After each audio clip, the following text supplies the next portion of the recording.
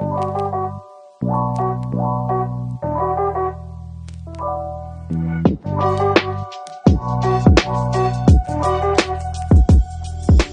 everyone. Welcome to another episode of the White Belt MMA podcast. And it's an absolute pleasure to have on the show today a good friend and an absolute savage, Douglas Lemes. So, for those that don't know, Doug is a black belt in jiu-jitsu. He's also a savage Muay Thai. And he's also planning on, doing his professional debut later on this year. So, Dougie, how you doing today, my man? Very good. Can't complain. Looking forward to it. Yeah. Great talking to you. Have a good interview and, getting ready. Been getting ready for kick-ass for about a decade now. So it's time to go pro. Time to get the payday. Yeah, man, definitely. So, dude, from the start, you've been one of the nicest people, especially for me, been wanting to get into jiu-jitsu and trying to get better and all that. And again, dude, you're an absolute savage. So for what I want to know is, how'd you start in combat sports in general? Like, tell us about how'd you got into it? Because most people they got into it because of family. Other people, they just kind of, just to draw the luck, Random. Literally the same thing was with me. With random. I didn't know what Brazilian Jiu-Jitsu was. Mm-hmm. People assume that I knew what it was because I'm Brazilian. As soon as I say, I'm Brazilian and I train Brazilian Jiu-Jitsu, they're like, oh, you probably started in Brazil when you were a kid. Mm-hmm. Like, no, I never even heard of Brazilian Jiu-Jitsu in Brazil. I grew up in a farm. I grew up in the middle of the mountains. Martial arts and MMA in the early 2000s. When I was in Brazil, I moved here in 2004. It was not even heard of it. I very much didn't spend almost no time watching TV for that matter. So it was always moving around, doing other stuff. And I heard it through YMCA. I went to YMCA, was lifting weights, and a friend of mine said, hey, you want to go try some Brazilian Jiu-Jitsu? I'm like, what the hell is that? Yeah. Well, you're Brazilian, you should know. I'm like, I don't. I have no idea what it is. I used to, like to lift weights. I used to have the same mentality most people do. I thought the bigger I was, the most, the better you were defending yourself or fighting. That was my whole mentality. I was walking around 200 pounds, trying to eat everything I could probably see in front of me. Protein shakes, creatine, the whole shebang. Everything. I was eating 7 meals a day. I was trying to be as big as I could possibly be. Lift as much weight as you can. You see the movie with, I grew up watching Rambo, Arnold Schwarzenegger doing the Terminator and all those kind of movies, action movies, Rocky, all those kind of things. I thought that the bigger, the stronger, the better you'll be. Brazilian Jiu-Jitsu was not even in my radar at all. Someone say, hey, let's go try it out. I'm like, yeah, sure, why not? And of all places, the first place I tried Brazilian Jiu-Jitsu was with Professor Alessandro Costa. He's a great friend of mine. And he basically taught me everything. All the foundation and all the love and addiction I found for Jiu-Jitsu, I learned it with him. Mm-hmm. He always used to tell me, like, I'm gonna disappoint you at some point. I'm just human, but Brazilian Jiu-Jitsu doesn't fail. And he goes, you definitely have that have the attitude or the right stuff for MMA, because I've always been very aggressive, especially in the beginning. I didn't think about no technique. I didn't want to know none about that. I just want to fold people in half, and that was it. That's how I got the nickname Mad Dog. Like, I don't know what happens. I just want to choke people. Walk in, they have all the gis and everyone is hugging each other. And I'm expecting a strike. And that's the first thing you think about is somebody punching when you think martial arts. I walk in, I look at all the people wearing pajamas, walking around. The first thing that came to my mind was like, this looks gay. I was like, what's going on here? But afterwards, I watched sparring. And sparring, you could tell that people were going hard. And that's the great thing about Brazilian Jiu-Jitsu. You can go 100%. Once you get to trust your training partner, you can go for chokes, arm bars, you just leave it all on the mat. It's a great therapy. So I was like, I want to do that. He goes, I definitely want to do that part. I don't know about the other hugging part, but I like that. Mm-hmm. So I stood around for a bit, and he goes, just, you know, you never did it before, but you fit, you look like you like going to the gym. So try 4 months. I'll give you a kimono. You can come in whenever you want. If you see that it's not for you, just walk out. I'm not going to charge you anything. You don't have to buy a gi or any of that stuff. And the gis are expensive. Mm-hmm. These are like $150, the cheapest one. That's now we have an Amazon cheap. Back then it wasn't. It was hard to find. Amazon was not even around back in the early 2000s. So I did it for a month, and then I finally was able to do the rolling. Rolling is the most exciting part of it. But he was like, "No, you're not gonna do rolling at least for a week."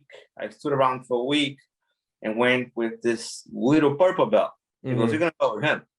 I'm like, "All right, man, sounds good to me."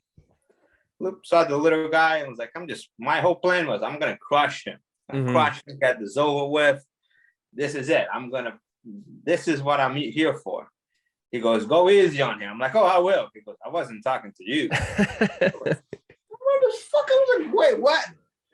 And I was like, "No, I got this. I got this. This dude is smaller than I am. You know, it doesn't matter if he has a purple belt." I didn't even know what that meant. I didn't know about what the color meant. The dude is in front of me. I'm aiming just to grab him. He disappears. Next thing I know, I feel something on my back like a little fucking monkey. And I can see the lights going up. Like, this ain't good. But I learned to tapped it and was like, "Yeah, I gotta try this again." Yeah. Same thing happened. Got choked out again. Then Professor comes along and goes, Alex Costa goes, "Yeah, let's roll me and you."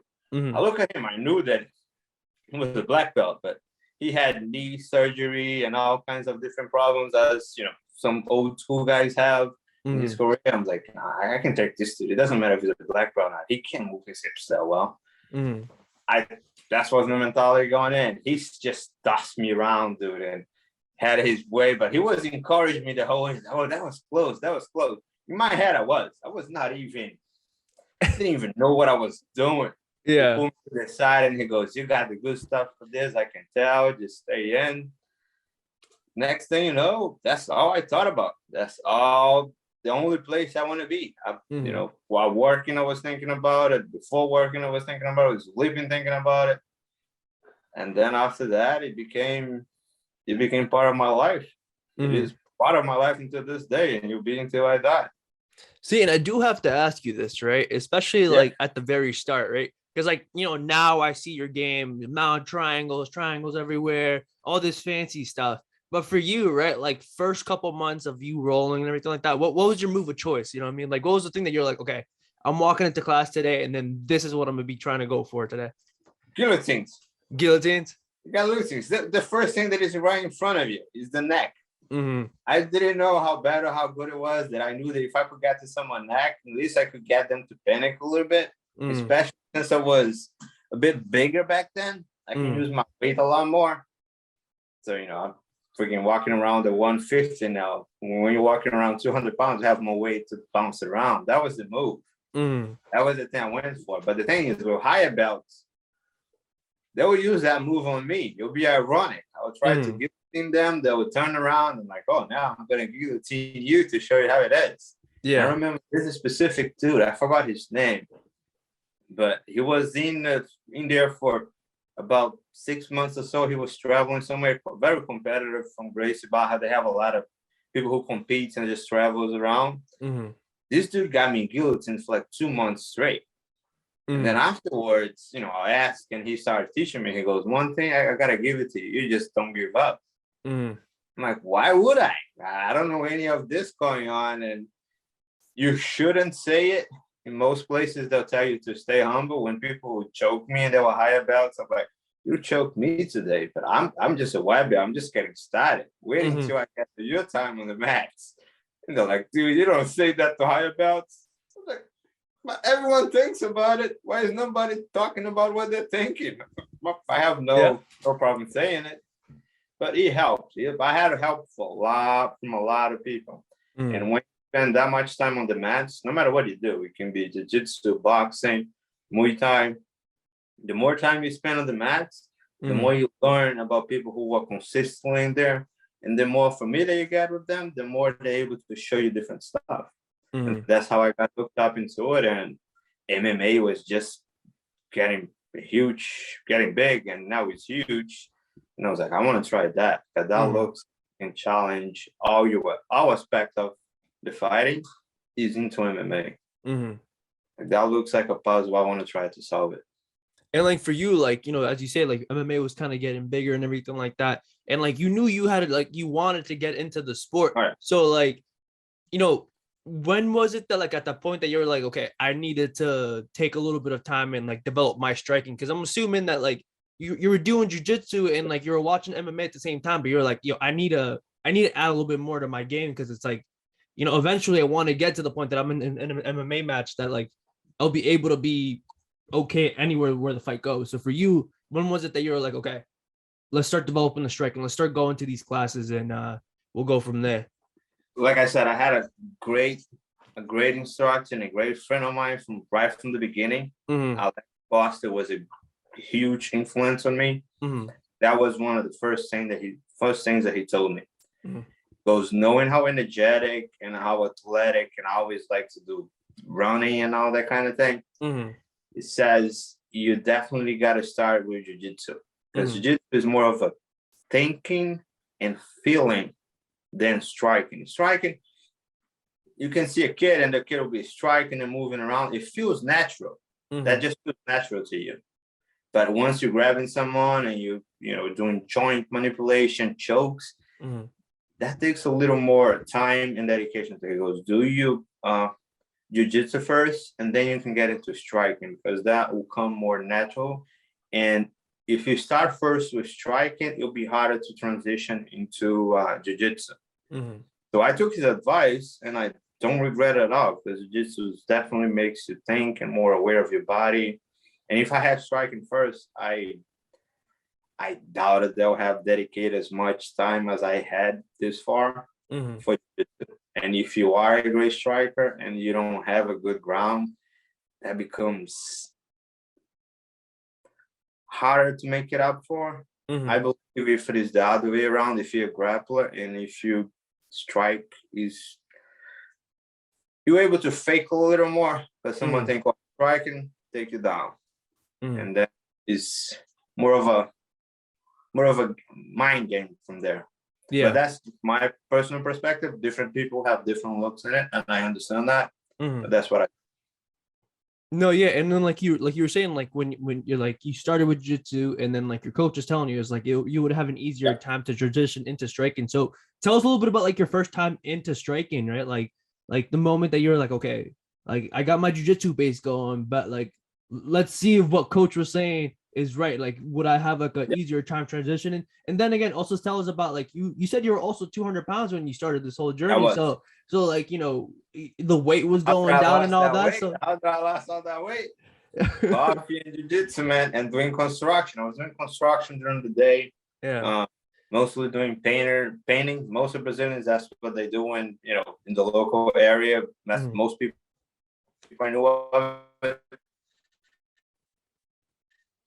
I was working during the day about home. A lot of times I would just take the tea and go straight to training. Because if you go home and you sit out for a little bit, you're not going to get out. I knew that you're not going to get out because I tried it before. I was like, I can't go home. I got to have all my stuff in my bag and go straight from work. Yeah. And I'll be one of the first people to get there, and the last one to leave. We even have arrangements with Shanshan, with Alex, to just clean the gym, just to make sure that I'll be the last one to leave. And then striking came later. When I was a blue belt, I started over at City of Town. That was a place to be back then. 2013 or so. That was packed. Rob Flunk was there. All those guys coming out, Rico. All the top local striking guys were there. So that's where I went. I even moved to Somerville at one point so I could be closer to the gym.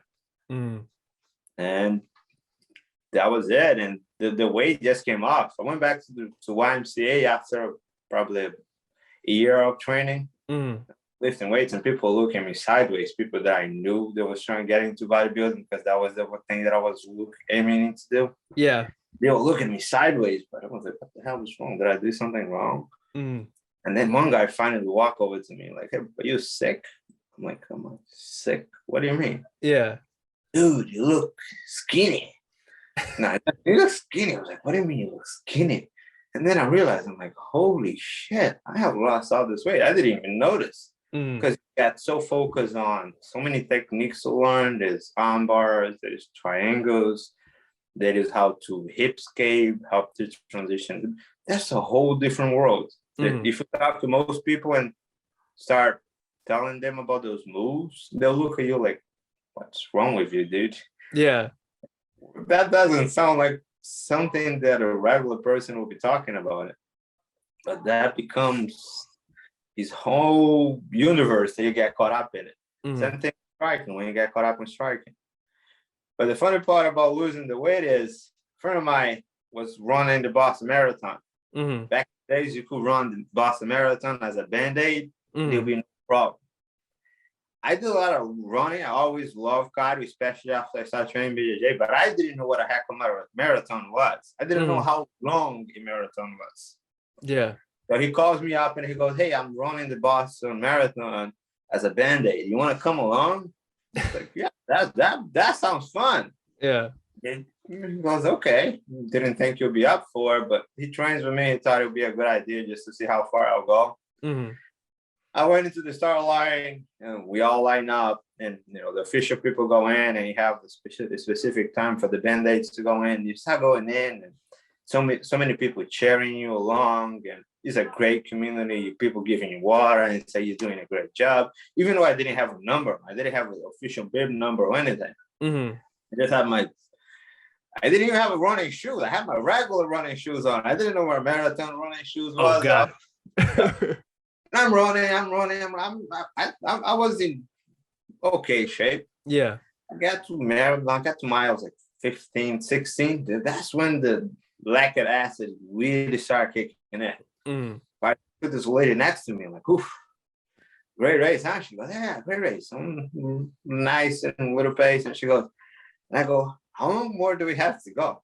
She turns to me like I have 7 heads. So this is a marathon. I was like, oh, nice. Yeah, definitely a marathon. So how many miles more we got to go again? And she goes, this is mile 16. And she thought that would answer my question. I'm like, okay. Yeah. So how long more do we have to go? She goes, you know what marathon is 26.2 miles. I'm like, oh shit. To myself, I'm thinking about I'm a little bit more than halfway. But then I thought, I'm a little bit more than halfway. If I'm at halfway, I can make the rest of the way. And then they have the whole hard break hill that I didn't understand what the name was. As soon as I got to that hill, dude, I understood perfectly what that name of that hill means. Yeah, you're dying there, man. That was the one that you're like, oh no. It's already up on the roof. And when you see that little hill, you gotta use all the strength you got left to finish it up. Once you get to the top, you're like, I made it. That's when your body starts failing you. But I had people who knew who was running out of the blue, out of the last minute. And they were like, oh, you're doing a great job. I was just walking, my legs was gone. But as soon as I see a few people that I knew that cheered me on, I have a few more miles to go. I just kick it into high gear and cross the finish line. And then I called my friend just to see where he was. I think I finished at 3:40, 3 hours and 40 minutes or something. I gave him a call and said, hey, where you at? He goes, what the hell do you mean where you at? He goes, yeah, I just finished the cross, man. He goes, Doug, you just finished the cross line. You didn't even know what a marathon was until today, did you? I'm like, nope. He goes, go fuck yourself. I'll see you in the gym. Oh God! And the question is though, and everyone was like, "Dude, he just ran the Boston Marathon." I'm like, "I ran it. I didn't know what it was," and from there I was hooked just because of the community, the energy of it. I got into the endurance sport as well, and like for you, dude, like you said, like you did the marathon. I'm assuming like your whole body was shot. But I do have to ask you. Next day, I could barely walk. There you go. That was the question I wanted to ask.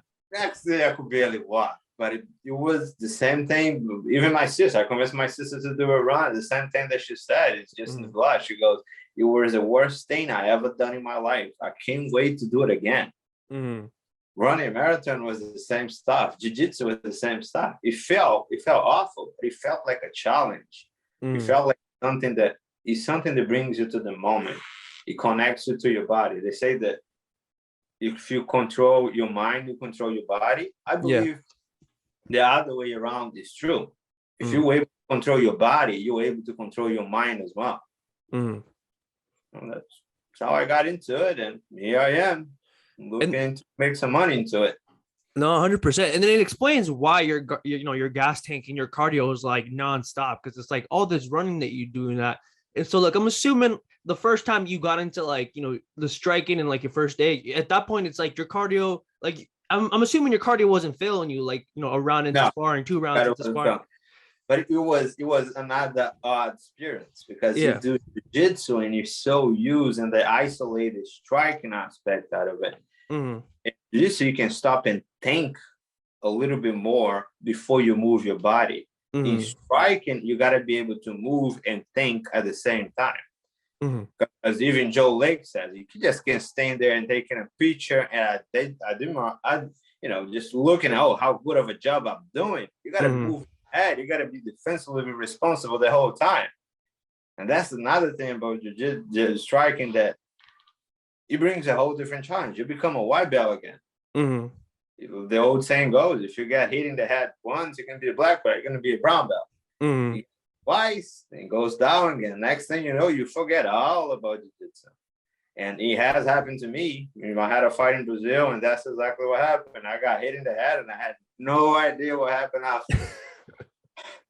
If you don't mind though, mind telling us the story about that fight in Brazil though? Like I know you said like you got hit and like you didn't know what the hell happened after, but I'm assuming there's something behind that story that like I'm sure everyone watching's gonna love to hear. So no, I was down in Brazil. I had moved down back to Brazil, and I had opened a gym in a small town called Montanopolis. It's where I was born and all that kind of thing. Nobody had faith. First of all, nobody had faith that jiu-jitsu will be something that people will be looking for, because jiu-jitsu can be a bit expensive in Brazil, and in most places it is expensive. You're paying $100 something bucks a month to train jiu-jitsu. It adds up. But I moved back to Brazil, and that's all I knew, and that's all I want to focus on. So I decided to open a gym, and I researched places around it, and I found Maguila, Mestre Maguila down in Brazil.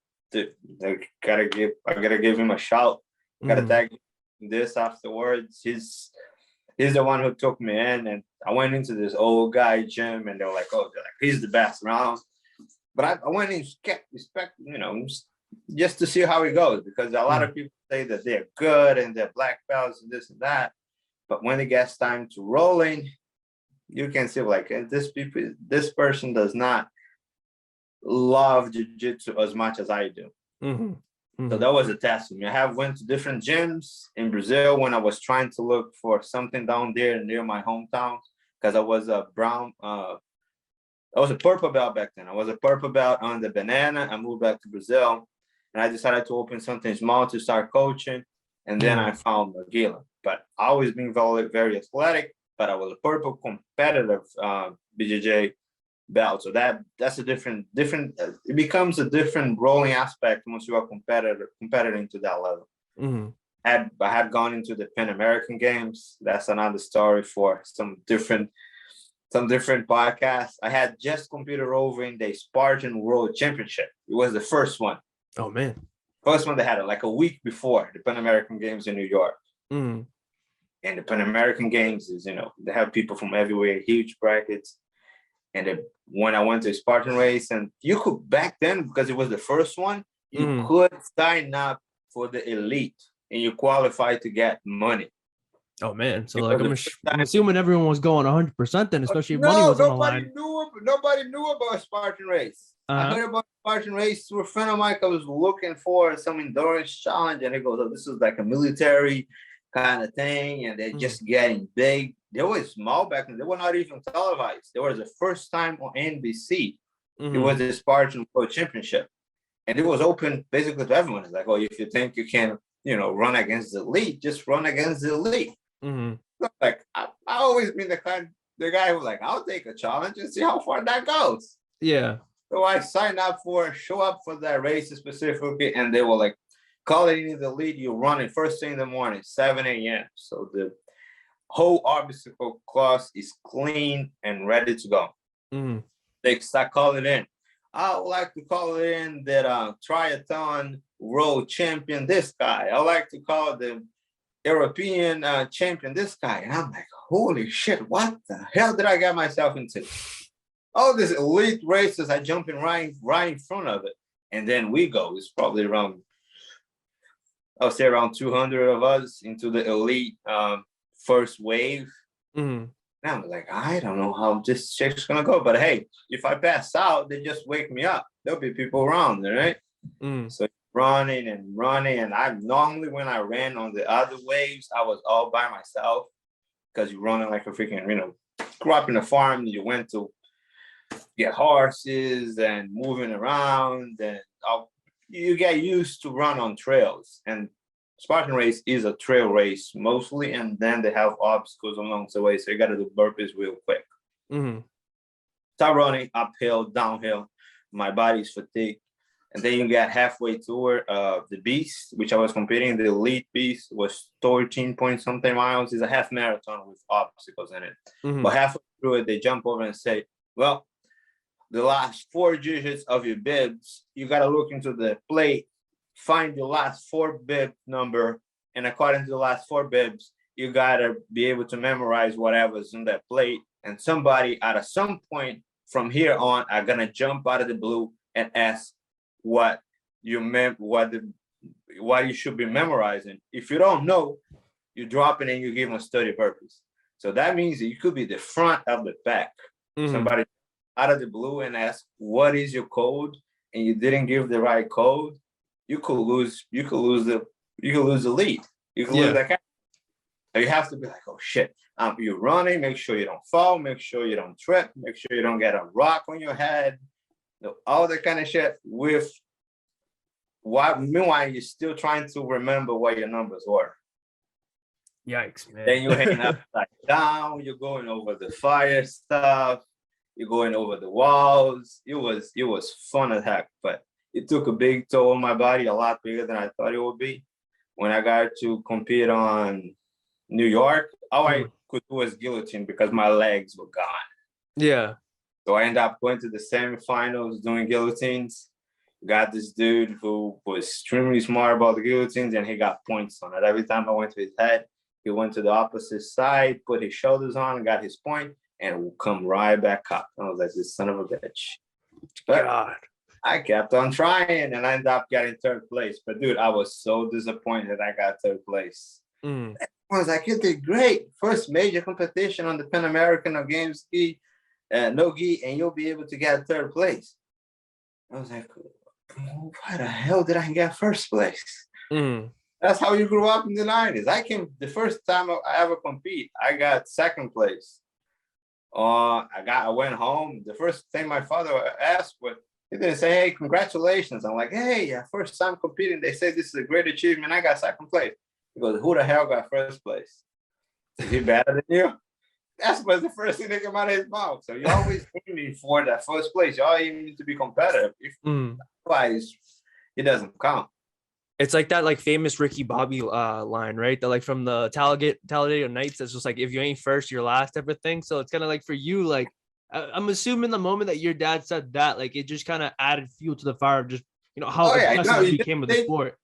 It just makes you humble again. You're like, oh, you thought I did a great thing, and then all of a sudden he'll go, no, that is a lot higher than that. And even if you're at 1st place, you can always improve for it. The whole saying is, if you don't win, you'll learn. In my opinion, you can learn both ways. If you win, you should be able to learn. If you lose, you should be able to learn. There's always assess. What did I do last time? How can I get better? How can I keep getting better in the future? And until this day, I'm like, oh, if you get a knocked out or knockout in 1 minute, or if you win a fight, how can I make that better next time?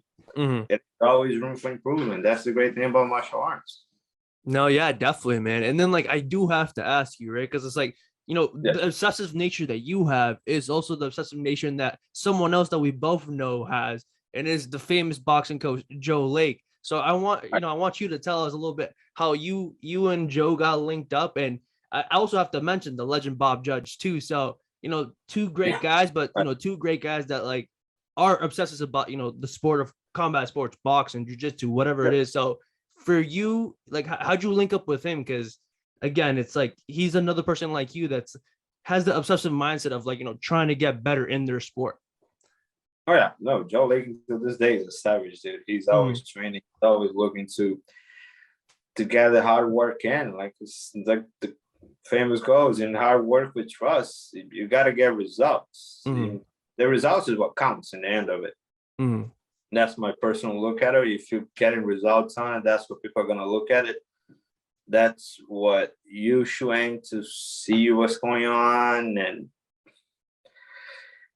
people who got first place, they got first place for a reason, especially if it is a very competitive sport like boxing or even some major jiu-jitsu tournaments, and there are ways around it. And the way I got training with Joe Lake because I went to the same gym that he trains at, and I was training with Brian Costco. He's a good acquaintance of mine, a good friend of mine, and he trains over City of Tonga over the time. So we used to spar sometimes train over. And he was getting ready for a fight. He competes quite a bit. He was amateur MMA that he was getting ready to fight. And he goes, "Oh, I can use some rounds." And I was always up for it. And I decided to meet him over Greater Fitness Boston. They had the mats up there and everything. We were training over, and Joe saw me training with him. And I think Joe was talking to him and say, "Hey, just tell him to come in one day and try it out." At first, I was a big skeptical. I'm like, "No, I don't know who this guy is." You know, it's kind of odd when you train with different people that you never heard about it. But people are saying, "Oh, Joe Lake is legit." So I'm like, "Oh, I'll go in and I'll give it a try." And the first day I went in, dude, I could see the dude was just working. You could just hear his passion for the sport right off the bat, right on his voice when he was talking about old boxers. He's just like talking to an old library. He knows all the fighters, where they've been, all that kind of thing, and how they got this. He's talking about, oh, this and that. And he goes, "Oh, no, the left hook, the uppercut, and all that kind of stuff." And he hasn't done that. At first, I didn't know. I barely knew what a freaking left hook was. And that's one of the things that I learned with him. And one of the things that I even call it the Joe Lake special. It was the jab, right hand, and left hook. That became the bread and butter because it sets everything up. Because they always tell you to give, left, a jab, right hand, the left hook, and right into the kick. But I always pay attention to the kick because the kick seems to be so strong. But once you learn how to set up your hands, it distracts your opponents from looking to your feet and can set up a lot easier. And with Joe isolating the box and falling, I started looking into it. I even bought some books. I've got like Jack Dempsey, first books. And dude, it's just one thing led to another. The next thing you know, I'm deep in love with boxing and competing in boxing. Some what do you call it? Rincon. I can't remember the full name, but they put up race shows, and he opened his own. The Rincon guy who did put up the shows opened his own gym now. He has a lot of pro fighters around. A big shout out for him as well. He gave me some good fights, and he gave me a fight with this dude that I ended up fighting twice because I'm not sure if they couldn't find anybody else for him, but he was just, I didn't realize he was lefty until probably the beginning of the second round. Like, what the hell am I having such a hard time with this dude? And then I'm like, oh shit, he's a lefty. And if you're fighting a left-hand boxer, it's a whole different dimension. Fought him twice on the smokers, and then after that, I ended up getting to No Boundary, to Muay Thai. I competed there a few times with Joe was my corner. Great events as well. And from there, I am here right now, getting ready to turn pro.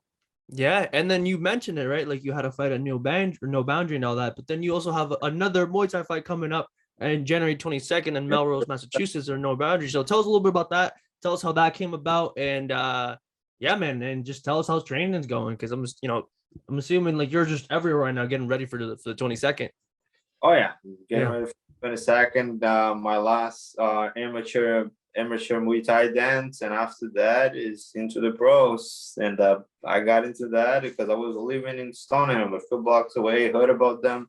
Mm-hmm. Got in touch with them. They said they'll be interested in getting to the show. But sometimes some stuff get in the ways, and that Mohammed was able to hook me up with some fights. Mm-hmm. Some of them end up falling apart because work or you get injury and some other stuff. But I'm having 2 good fights there, and now I'm going for my 3rd and last, and I'm aiming to turn pro after that. And they're a great venue. They have great food. They have good drinks, beer, and all that kind of thing. So looking to get in my last amateur fight, grab a beer, and go for the pros after, and then another beer. Sounds good. And then like, is there like a website that people can go to, and they can buy tickets for the event? They can either get it from me or from any of the other fighters that are in the card, or they can get it straight from their website, noboundaries.com. I drop a link into it, or you guys can go to my Instagram, which is dog135, and they should have a photo up there with the event with all the information and the link to it. Sounds good, Dougie. So, hey, Dougie, this is the first time I have you here, and it definitely won't be the last. So I'll definitely interview you after the fight, and then also getting you ready for the, your first pro fight. So again, before we finish this interview, do you want to give like a message to like, all the people that support you and all that on this journey? Oh yeah, definitely gotta give a big shout out to my wife first of all, because she has to put up with a lot of late nights and all that kind of thing. She's a fighter herself. Not in the ring or in the cage, but in life. And she always puts up with the late nights. But sometimes you get, you gotta be edgy because of the fight, or you had a bad day, that kind of thing. And the whole family who supports. A huge shout out for Joe Lake, as I said, the guy who got me passionate about the hand and the boxing. Shout out to City of Tong. City of Tong is, I trained there for a while, and I had great memories on that place. Huge shout out for all the people in there: Mark Olaglori, his wife Marie, and then Alex Costa. There's so many people. I will end up forgetting a few people, but the community of martial arts is great. That's the good thing. You get in there, you literally try to get someone unconscious or hurt them very bad, but at the same time, you're both different sides of the same coin. We're in the sport together. We all have families to go back to and all that kind of thing. And huge shout out to the local events, and keep an eye on me. I'm coming up the ranks, and I'm getting ready for some fights and put on a show. Because after all, we are entertainers. If you are a fighter, and that's what I'm aiming to do: entertain people and kick some ass. There you go. Sounds good, Dougie. Can't wait for the 22nd. Can't wait to have you back on here on the podcast. So once again, thank you for coming on, telling us a little about your story. So thank you again for being an absolute savage that you are every time. And to everyone watching. Thank you. And who doesn't know, you is a big savage too. He just got promoted to purple belt. He trained thank you, bro. This dude is always training a lot. And a lot of people that I train with it, one thing that we have in common, not only they've given, this motherfucker doesn't know how to give up. Oh no. I'm getting my ass kicked, but yes, I'm trying. That's the spirit. That's the spirit of martial arts. You just keep coming back. Keep trying again and again and again until we learn. It's great for the body, it's great for the mind. And with the whole corona shit going on, and we're still able to train, hopefully this thing will be over soon and we'll get back to regular business. Sounds good, brother. Once again, thank you for coming on, and to everyone watching, peace.